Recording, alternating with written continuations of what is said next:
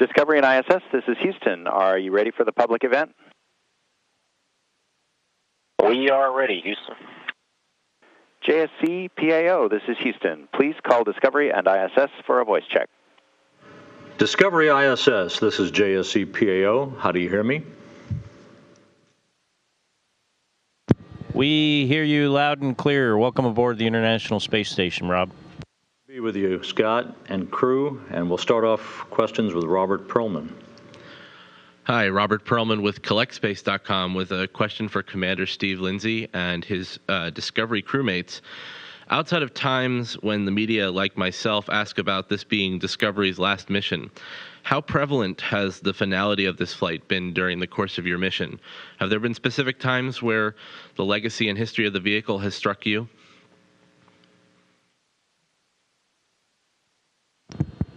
Well, that's a difficult question.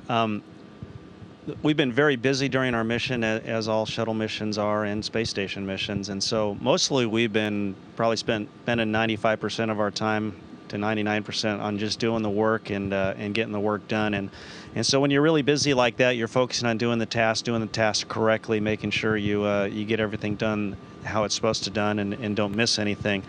However, there are times, I know personally, when I've been reflecting about it being the last mission and what a wonderful vehicle it is. And probably, we were coming up and docking, and when you look out the cupola windows, you can look right into Discovery's payload bay and see the wings and see Discovery written on the wings. And times like that, I really reflect about what a great vehicle it's been, 39 missions, nearly 1 year on orbit, and think about all the things that vehicle has done, and it's just really inspiring to me and kind of bittersweet and quite frankly sad that knowing that when we land, that will be it for this vehicle. Thank you. And to follow up on that, a question for Steve Bowen and Al Drew. They say a picture is worth 1,000 words, and through your helmet cam, we got to see when you took a glance at Discovery docked to the station during your spacewalks. Would you, one or both of you, describe what it was like to see Discovery there and reflect on its past 365 days in space?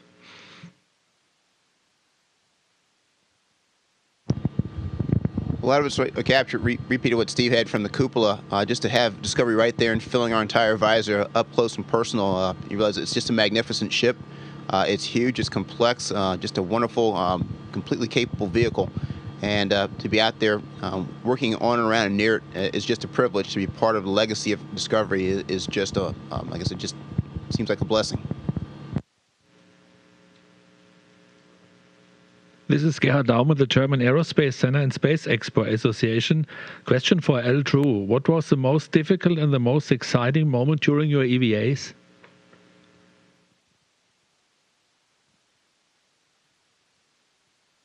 That's easy. They were both the same. When I first exited the airlock on my first EVA, we were over top the jungles. It looked like it was maybe South America, the Amazon basin somewhere.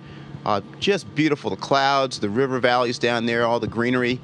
And I had to remind myself that I had work to do and I couldn't just take in the scenery. So it was exciting, and it was difficult to tear my eyes away from that and actually focus on getting things ready for our tasks ahead. Question for Paolo. You accomplished about half of your long-duration mission. What was your most challenging task, and did you have any surprises, and what was your most exciting moment so far?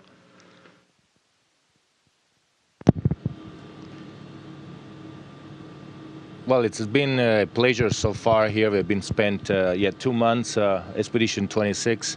And I think the most challenging time here is there is not really a time. I mean, the challenge is when I look at a procedure for the first time, it looks very complex, and I try to understand and interpret it, try to do it without making mistakes, and sometimes I do. So I think those are for me, the most challenging times.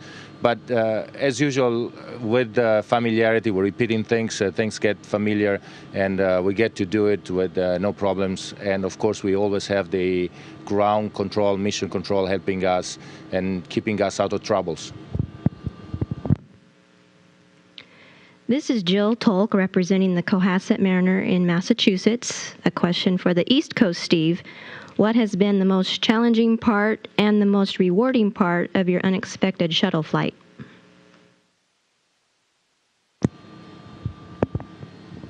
I think the most challenging part was trying to get up to speed to understand the EVAs, and then even more so trying to get up to speed with everything else that goes on a shuttle flight, and where my tasks would be and what they were and how familiar I was with them and how much more training I had to have. So that was clearly the most difficult part of it. The best part really was, getting to work with the crew. It's 4 of my classmates from 2000 and Commander Steve Lindsay, and that's been great. Great crew. Just having the ability to spend time with them, it's been fantastic. And then getting up here with the ISS crew, it's been really the best part of it. Thanks for the good word, Steve-O. Now a question for the West Coast Steve and for Eric Bowe. What good Bowen anecdote from this week could you share with newspaper readers in his hometown?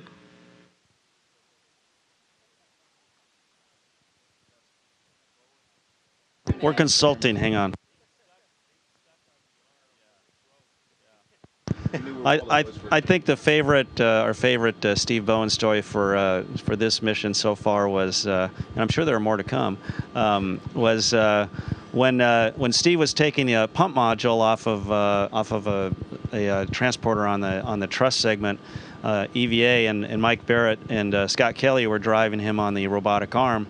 About the time they released that pump module, which it's several hundred pounds, for Steve to take in his arm so they could fly him over to where it belonged, the entire space station robotic arm crashed, and which means he was stuck there holding this payload for what seemed like a really long time for him, but actually the crew did a great job reconfiguring to an alternate robotic workstation to get it back alive pretty quickly. But Steve was stuck there for probably, 30, 35 minutes holding this pump module loose, and so it gave us an opportunity to joke with him and kind of make fun of him while he was out there stuck with nowhere to go.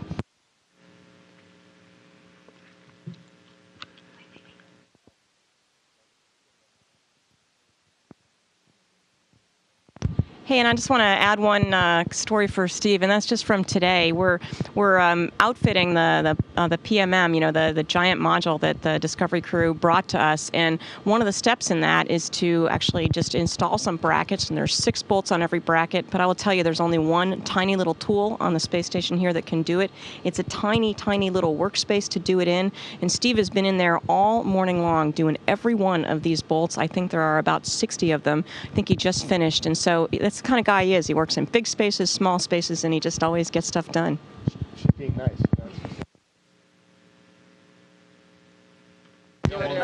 One more is what's great about this is Steve flew with me on STS-126, and just like Katie was just talking about, Steve and I we're working together on the racks in there in the PMM, so it was a pleasure to watch him get to work just like the last flight.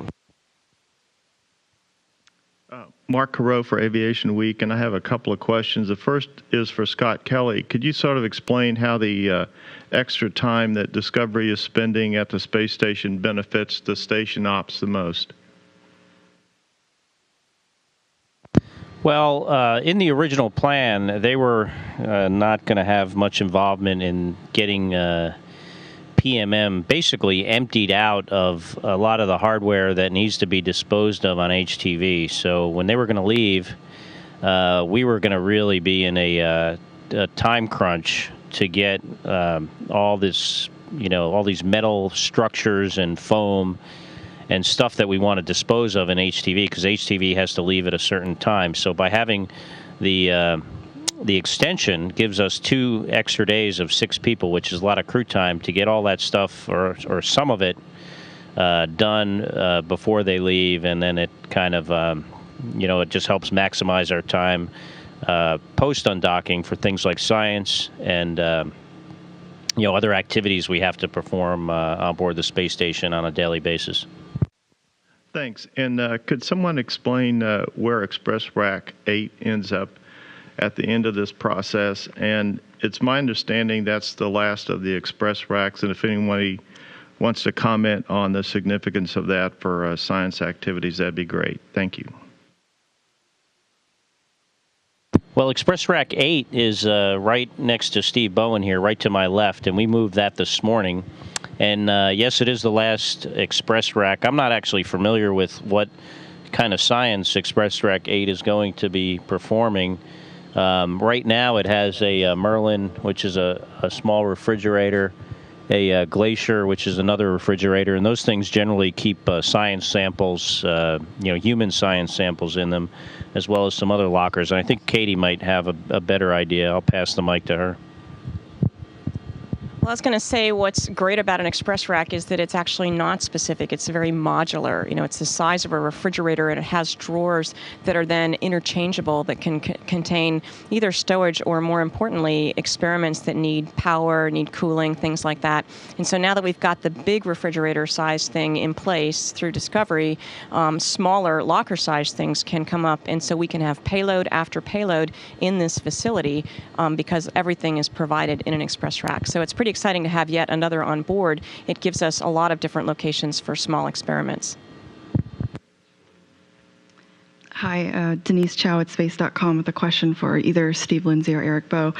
When Discovery does its fly around after undocking, I was wondering if either or both of you could speak to the significance of performing that maneuver with Discovery for the final time, and in doing so, seeing the space station completed with a vehicle that's been so instrumental in its construction. Thank you. Well, we've been talking about the long history of the space shuttle, and it's a privilege to get the opportunity to undock and do the fly around the space station. The International Space Station has every partner represented with the different modules on board right now. We have ATV, which is from the European Space Agency, and the HTV from the Japanese JAXA. And also, after we finish the fly around, what's amazing is how big the structure is. Right now, when we're docked, we're more than 1 million pounds. And so to actually fly around the vehicle, take pictures, and marvel at that the majority of the U.S. segment was brought up piece by piece by the space shuttle will be truly amazing. Hi, Eric Berger with the Houston Chronicle. Congratulations on a successful mission. A question maybe for Nicole or someone else who wants to tackle it, but I don't think people on the ground can sort of fully appreciate what the living space is like in the space station. So now that it's complete, maybe you could talk a little bit in terms that people can understand how large it is and how much space you have to move around in.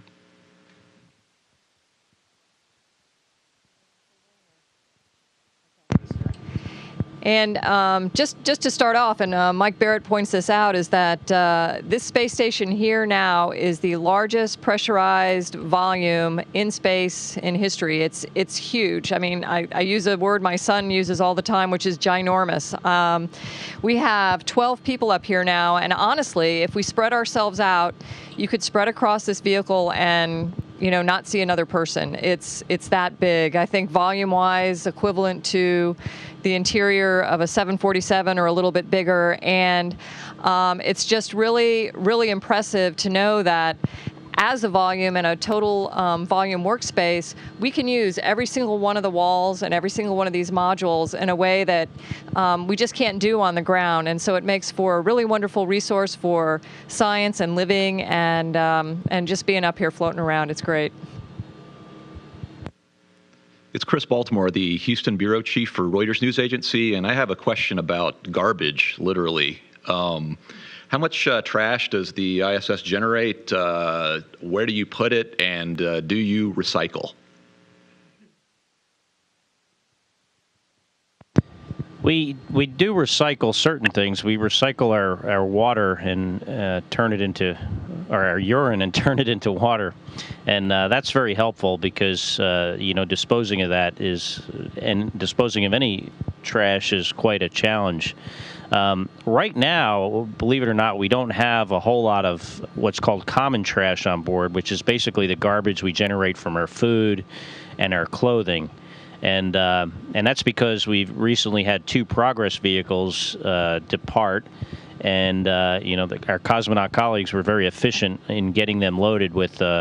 We had probably about 11 or 12 very large garbage bags, like a outdoor kind of garbage bag filled with trash, and we were able to get rid of those. And generally, though, the trash stays in a certain area of the node, as well as there's a certain area in the Russian segment where some trash stays, and it stays there until we can dispose of it, and we can dispose of it probably on average every 2 to 3 months when we have a vehicle that departs and generally burns up in the atmosphere. Discovery ISS, this is Houston ACR. That concludes questions from JSC. Please stand by for a voice check from Kennedy PAO. Kennedy PAO. Discovery ISS, this is KSC PAO. How do you hear me? We have you loud and clear. Welcome aboard the International Space Station. Hello, this is Marcia Dunn of the Associated Press with a question for Katie Coleman. There's great interest in R2 all the way up to the President of the United States, and I'm wondering, will the robot's unveiling be moved up considering all the interest, and how excited are you to work with the robot? Well, I think we've all been voting to move up getting him out of his box. In fact, we're all pretty sure that we hear scratching from the inside there. There's a very elaborate choreography of all the things that have to come out of the PMM and get stowed different places, and folks on the ground are working real hard at that, and we'll see if we end up being able to bring Robonaut out before Discovery leaves. I'm really not sure. I am looking forward to working with him. You know, as we bring robots up into space, one of the reasons to do that is just to understand, A, how to work with them, and B, just the mechanics of how they work and how that's affected by zero-G. We want to learn those lessons here on the inside of the space station before we send them out to the outside of the space station or to other planets, which we need to be able to do in terms of exploring both as, a human presence and a robotics presence. It'll take both of those to get us further out into the universe, and Robonaut is a good first step. Thank you. And for Steve Bowen, it's been a real whirlwind for you the past month. I'm wondering, are you pinching yourself that you're even in space on this mission and have had a chance to go spacewalking? And how are you going to make it up to Tim Cropper when you get back on Earth? I am pinching myself, and there's no possible way I can make it up to Tim. But, Tim did an incredible job putting this together. It's the only reason we were so successful outside. He really did a fantastic job. So if there's anything I can do for him, I'm willing to discuss it. Yeah, hi, guys. It's Bill Harwood with CBS News, and I have a question for Alexander Kaleri and for Scott Kelly. First, for Alexander Kaleri, were you looking forward to the Soyuz fly-around? Were you disappointed that got called off? And for Scott Kelly, how do you balance the risk versus the benefit of a picture like that versus everything that goes into undocking and flying around? Thanks.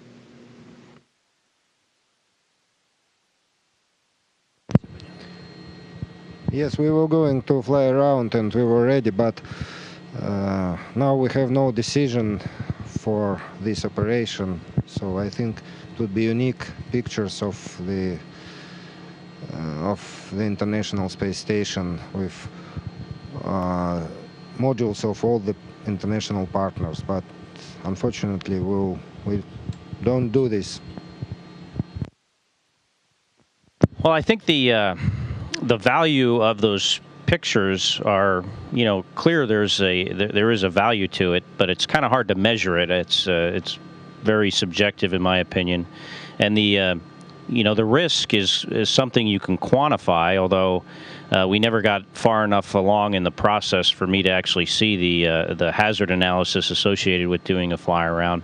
So, there are advantages to doing it, and there are disadvantages to doing it. And, both programs weighed those and came up with the decision not to do it. And, I'm really not familiar with the details of exactly how they came to that decision. But, as a crew, we support the decisions that are made by our leadership. Hi, this is Emily Baldwin from Astronomy Now magazine in the UK. It's always really amazing seeing views of the Earth from space, and I'd certainly be interested to hear your comments on any Earth observation you've done this mission. But what I'd really like to know is, do you do any nighttime astronomical observations, and if so, what?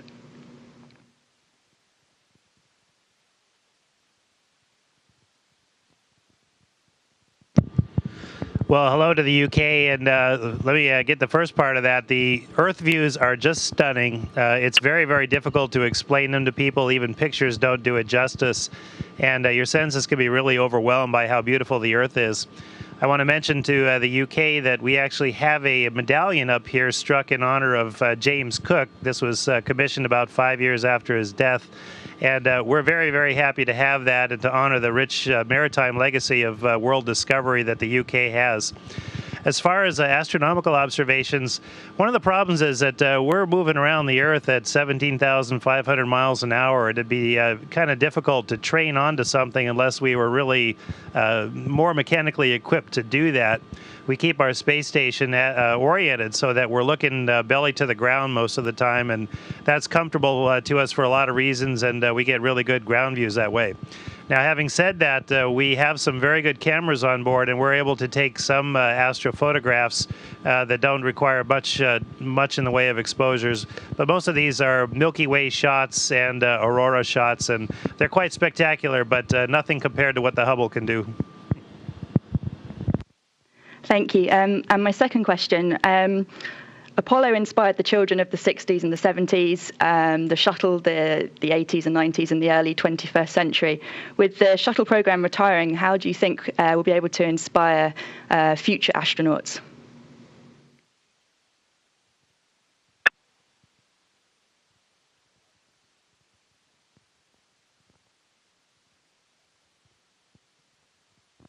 Well, you know, I think the space program in general is inspiring, and I think, you know, our country and certain countries around the world have a strong history of exploration and now exploration in space. And I think even when the shuttle retires, we're going to continue that. We're still going to have a space station. It's still going to be supported by astronauts and cosmonauts from around the world. And I think, you know, we're going to have a program beyond this. We're not sure exactly what it is right now, but you know, someday humans are going to venture again beyond low Earth orbit, back to the moon and Mars and other destinations in our solar system. And it's, you know, something I think can inspire kids, and it's something that we all can be proud of.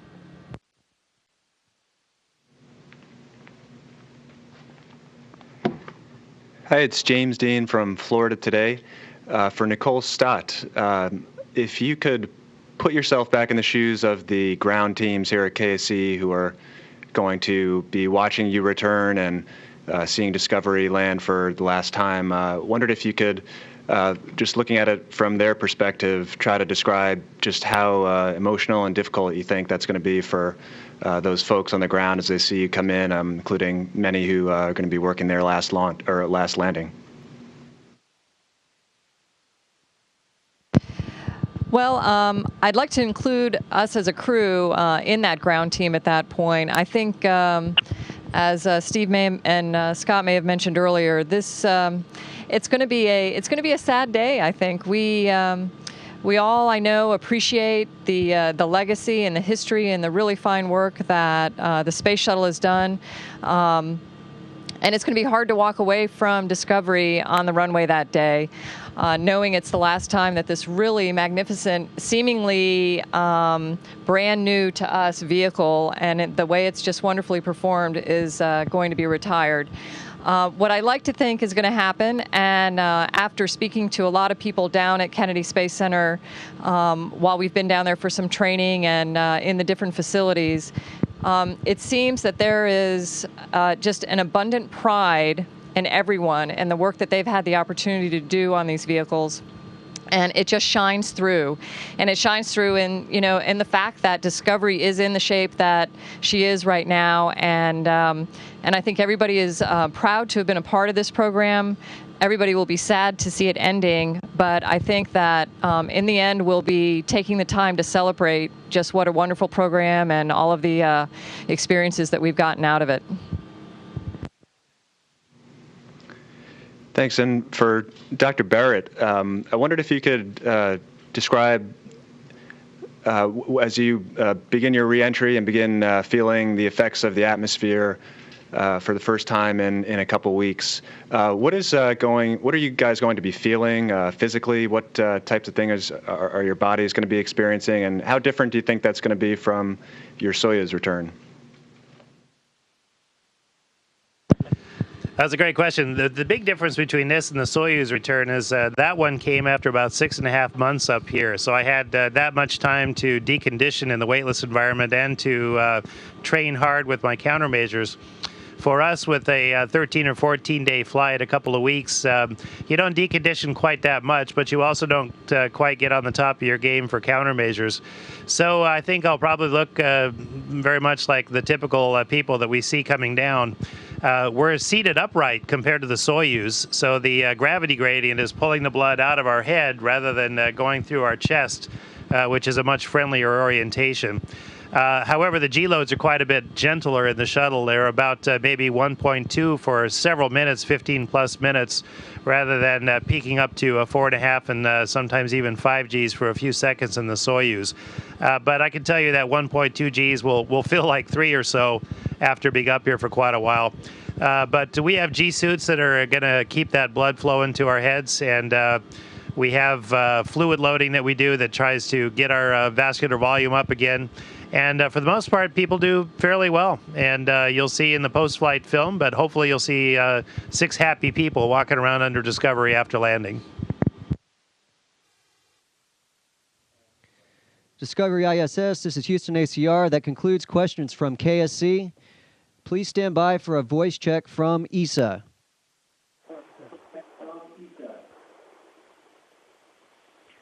ISS, this is ESA PO Jules Grand-Cyr in S-train in Rome. How do you hear us?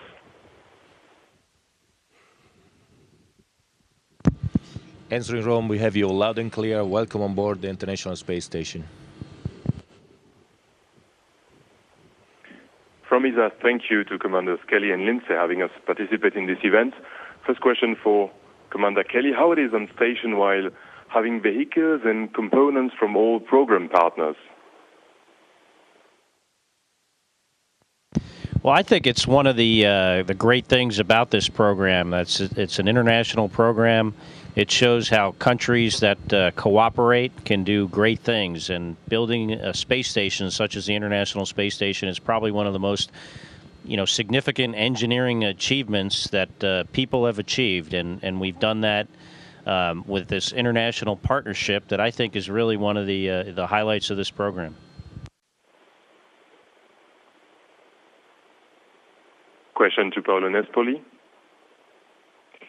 Enrica Battifoglia, Agenzia ANSA. And from the news agency, Enrica Battifoglia. Una stanza tutta italiana della stazione spaziale. And Paolo, today you're inaugurating the Leonardo module, an Italian room on the International Space Station. So what are the first operations that are going to happen on its interior? Good afternoon, Enrica. We're working very hard inside the Leonardo module because it came in a flight configuration. So everything is fastened in a way to secure it for launch. So we're removing all the packing materials, and so that we can stow it in the Japanese module that's going to be leaving soon. So we're using all the astronauts, including the Discovery crew, that are staying here another couple of days to help us with that. Buonasera Paolo e buonasera. Good evening, Paolo, and good evening to the whole crew. I'm from Sole 24 Ore newspaper. So in less than 2 weeks, on March 17th, it's 150 years of the unity of Italy. So how do you plan on celebrating aboard the International Space Station, an event that's so important for the nation? Surely, this is a very important holiday for our country. I'm a little limited in being able to celebrate. I have brought a little flag that I will be able to fly on that day, and from the cupola, which is also an Italian product. Seeing Italy from up here is a beautiful view, and I have tried to have everyone partake in it by sending pictures. And it's a country that stands out from the Mediterranean, both during the day and at night. It's easy to see how beautiful it is from a geographical and natural point of view, and we have to keep it in that way. Buongiorno a tutti, sono Francesca Rinaldi. Good day to everyone. Francesca from Radio Rai. Paolo, you see the sun setting and rising every 90 minutes, so you have 45 minutes of light and 45 minutes of day. Do you realize that? And how do you manage to keep the time? We're here inside the space station. We have some viewports that are not always open because most of the times they have to stay closed because we're maneuvering outside. We live our days based on the clock and the time that is given to us, which is fixed on the Greenwich Mean Time of London. And the mission control centers work to give us some sort of standard work hours. So we usually work from 8 a.m. to 8 p.m. with about an hour break for lunch. And in this way, we kind of fix our day. When we go to the cupola, it's a little strange because we're looking outside and it's day or light, depending on where you are, what time. So you're a little disoriented from this coming and going of sunset and sunrise, but it's extremely beautiful to see the world turning around you within the time of one day. Ciao Paolo, è Paolo D'Angelo. Hi Paolo, this is Paolo D'Angelo. I wanted to know if you've touched the moon, if you've touched the moon rock that the Apollo 11 astronauts have brought back, which is now on board the ISS. Hi Paolo, yes, surely. It's on the cupola. And this moon rock has also been on top of Everest with Scott Berezinski, so it's a rock that has been all over the place. I have touched it, I've seen it. It's very interesting. It's stimulating to know that that rock has been on such a tour and it's with us today. But it also shows us that we need to continue our exploration, come back to the moon, and go to Mars. This will surely be our goal in the future. Ciao Paolo, Letizia Leviti. Hi Paolo, Letizia Leviti from Sky 24. Some people are going to be leaving soon for what is going to be a tourism trip. And what do you think of that? And do you think their dreams coincide with some of your dreams? I'm convinced that space tourism will be one of the new frontiers that will be opening in space. When I got here, in the first place, when we had a little more time to get used to the absence of gravity and I had a little more time to get used to it, I really thought that it's really a shame that so many people on Earth cannot see this. So surely in the future this will change, and it will be a pleasure to have the opportunity for everyone to come up here, spend some time here, and be able to see Earth and experience the absence of gravity. This is surely something that will happen in the future, and I hope that it will happen sooner rather than later. Enrica Battifoglia. Enrica Battifoglia. So Earth, seen from up there, is beautiful. But a lot of things are happening on Earth that are changing. In North Africa, for example, there are very important changes. How do you perceive these changes up there? Yes, we're a little bit isolated up here. We do receive news We have pieces of newscasts that we receive. I read some newspapers in the little bit of time that I have. I read them. It's interesting to understand how the world keeps going. From up here, it looks still, but it's still going. And sometimes I look down when we fly over North Africa, and I try to see if I can see something, but I don't see anything. I don't see anyone. I would like to be able to see people down there and what's going on, but I don't see it. But I do know, and we all know, that things are happening, and this is history continuing on, and we are certainly with all those down there who are trying to have a better life and a better future.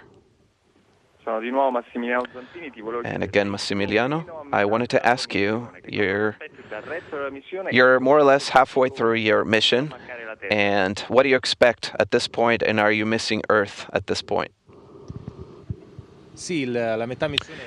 Yes, my halfway point was passed a few days ago, and I'm beginning to not feel like I just got here, so that I don't have to ask Scott where things are, and questions about this or that procedure.